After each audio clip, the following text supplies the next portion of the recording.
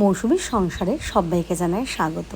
শুভ সকালের অনেক শুভেচ্ছা, অনেক ভালোবাসা। আশা করি আপনারা সবাই ভালো আছেন। তো আজকে এটা দেখছেন শুক্রবারের ব্লগ। পুরো ব্লগ দেখার অনুরোধ রইল। আশা করি আপনাদের ভালো লাগবে, আর ভালো লাগলে একটু লাইক কমেন্ট শেয়ার করে দেবেন।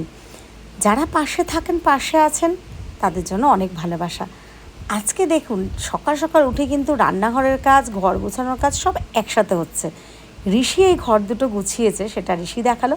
আর রান্নাঘরের আমার কাজবাজ রেডি হয়ে গেছে। তো কেন, এই যে আমার রাজকন্যা আর আপনাদের রীতিশা কিন্তু আমার কাছে এসেছে নবব্যারাকপুরে। শেষে আমরা রেডি হয়ে চলে গেলাম আমাদের নবব্যারাকপুরে টেস্টেন বাড়িতে কেকের দোকানে। আমরা একটা কেক কিনবো। তো কেন কিনবো, কী কারণ, সেসব তো জানতে গেলে ভিডিও দেখতে হবে। হ্যাঁ, যেহেতু এটা গতকালকের ভিডিও, আমি আজকে শনিবার এটা পোস্ট করছি, তো সেই জন্য কেকটা কাটবো ভেবে, কিন্তু কেকটা কাটা হয়নি, ওটা ফ্রিজে রেখে দিয়েছি। আজকে শনিবার সেইগুলো কিন্তু পোস্ট করব, আপনারা সব দেখতে পাবেন। ওই জন্য কালকে যে কেক কিনতে গেছিলাম তারও আমি ছোটো শর্টও বানাইনি, আজকে সব আস্তে আস্তে পোস্ট করব, অবশ্যই আপনারা দেখতে পাবেন। তো আমার বৌদি বলে দিল যে মেয়েকে যেন খুব হালকা খাবার খাওয়ায়। আর আপনারা তো সবাই জানেন, ও আমার বাপের বাড়ি, আমার দাদা বৌদি, আমার বাবা মা সবার সাথে থাকে। বৌদির বেশি খাওয়ার ডিপার্টমেন্ট দেখে, তো মেয়ের মনে হয় পেটটা একটু খারাপ, তার জন্য বলে দিয়েছে একদম হালকা খাবার খাওয়াতে। ওই জন্য পেঁপে দিয়ে ডাল আর একদম পাঁপড় ভাজা দিয়ে কিন্তু ওকে ভাত খাবার। বৌদি আমাদের জন্য খাবার দিয়ে দিয়েছিল, মাছ সবজি, সেগুলো আমরা খেয়ে নিয়েছি। এইবার দেখো, রীতিশার কত কথা, কত বকবক, সব কিছু রাখতে পারিনি, যেহেতু এমনিতে তো আপনাদের সামনে ওকে ছোটো ছোটো রিল করে দিই ফেসবুকে, যদিও ইউটিউব মৌসুমীর সংসারে একটু কম দিই, আর ফেসবুক মৌসুমী বড়াল ঘোষে একটু বেশি দিই। তো আপনারা দেখতেই পান।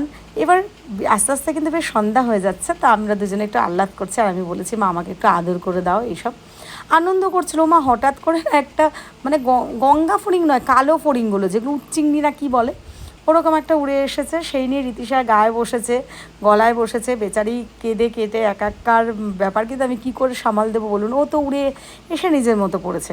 আর সব দরজা টরজাগুলো খুলে দিয়েছিলাম যাতে একটু ঠান্ডা হাওয়া ঢোকে, হয়তো ওখান থেকে এসেছে। আর বৃষ্টি হচ্ছে দুদিন ধরে। আর দেখুন হাই তুলে যাচ্ছে, ভীষণ দুষ্টু। আর হ্যাঁ, আমরা কিন্তু তার মাঝে ফেসবুক লাইভ থেকেও ঘুরে এসেছি। খুব ভালো একটা দিন কাটিয়েছে। আপনাদের অনেক দিন রীতিশাকে দেখতে চাইছিলেন যে রীতিশা কবে আসবে একটু লাইভে আনতে, তো সেই জন্য কিন্তু লাইভেও গেছিলাম। আচ্ছা, রীতিশা একটা ছাতা এঁকেছে। এই আঁকাটা কিন্তু ও নিজে নিজেই মোটামুটি করে নিয়েছে, আর আঁকাগুলোতে ঋষি হেল্প করে দেয়। তো ওই যে আবার বলছে আঁকাটা কেমন হয়েছে বলো, বৃষ্টির ফোঁটাগুলো একটু গোল গোল হয়ে গেছে।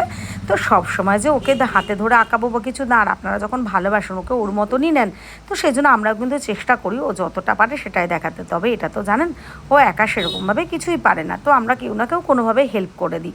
তো এতক্ষণ ছিল, আমার বাবা ফোন করেছে, এখন ওর বায়না হয়েছে। ওই দেখুন দেখাচ্ছে, উচ্চিংড়িটার গলায় বসেছিল, আপনাদেরকে দেখাচ্ছে, দেখো আমাকে এখানটা কামড়ে দিয়েছে। না না, কামড়ে টামড়ে দেয়নি, আমি তাও জল দিয়ে ধুয়ে তারপরে আবার সব ক্রিম ট্রিম সব দিয়ে দিয়েছি, দেখেছেন কান্নাকাটি করেছে। তো আমার কোলেই এখন বসে রয়েছে। তো হঠাৎ করে এখন বায়না করেছে ও বাবার কাছে ফিরে যাবে। তো আমার দাদার ছেলে, তো মেয়ে আমার বাবার কাছে ফিরে গেল, দাদার ছেলে ওরা এসে নিয়ে চলে গেছে। আমি আর ইস্যু একটু ঝিমিয়ে পড়লাম। সারাদিন থাকে, এত হট্টগোলের মধ্যে কাটে। যদিও সবাই জানেন আমাদের বাড়ি খুব কাছাকাছি। কালকে আবার যাব। ভিডিওটা এখানে শেষ করছি। সবাইকে জানাই শুভরাত্রি।